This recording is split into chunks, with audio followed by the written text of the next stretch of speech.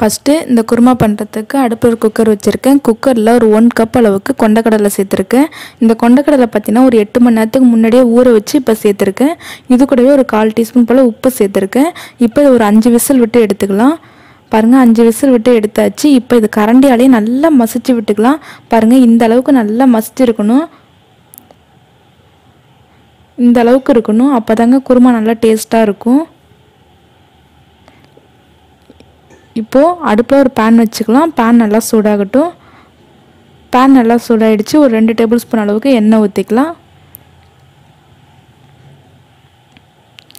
எண்ணெய் நல்லா சூடாகிடுச்சு. இப்போ இந்த பட்டை கிராம்பு வகைகள் அது கூட ஒரு 1/2 டீஸ்பூன் போல் சோம்பு சேர்த்துருக்கேன்.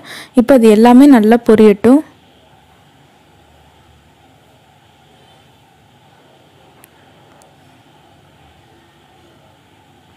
எல்லாமே நல்லா பொரிஞ்சிருச்சு. இப்போ இதில் ஒரு 2 பெரிய வெங்காயத்தை கட் பண்ணி சேர்த்துருக்கேன்.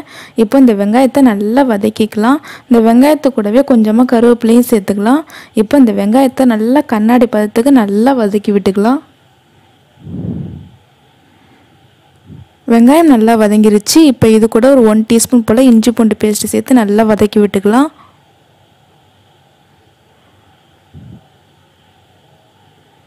பாருங்கள் இஞ்சி பூண்டு பேஸ்ட்டும் நல்லா வதங்கிருச்சு. இப்போ இதில் ஒரு பெரிய பழுத்த தக்காளியை நல்லா ஃபைன் பேஸ்ட்டாக அரைச்சி சேர்த்துருக்கேன்.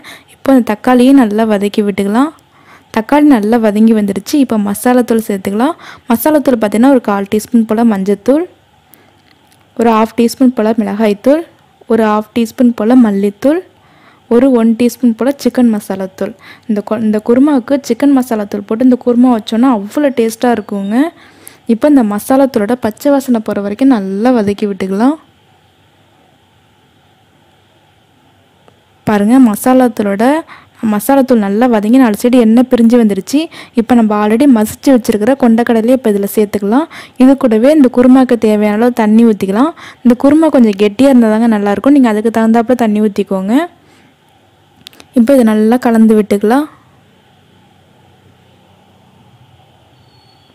இப்போ இந்த குருமாவுக்கு தேவையான அளவு உப்பு சேர்த்துக்கலாம். ஆல்ரெடி கொண்டக்கடலை வேக வைக்கும்போது நம்ம உப்பு சேர்த்துருக்கோம். அதனால் உப்போட செக் பண்ணிவிட்டு அதுக்கப்புறம் உப்பு சேர்த்துக்கோங்க.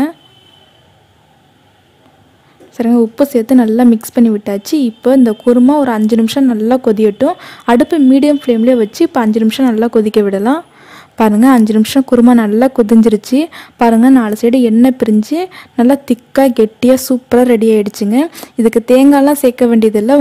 உங்களுக்கு விருப்பம் இருந்துச்சுன்னா ஒரு கொஞ்சமாக தேங்காய் துருவி அதை நல்லா ஃபைன் பேஸ்ட்டாக அரைச்சி சேர்த்துக்கோங்க. அவ்வளோதாங்க, நம்மளோட சுவையான குருமா, கொண்டக்கடலை குருமா சூப்பராக ரெடி ஆகிடுச்சு. இது ரொம்ப ரொம்ப டேஸ்ட்டாக இருக்குங்க. நல்லா வாசனையாகவும் இருக்கும்.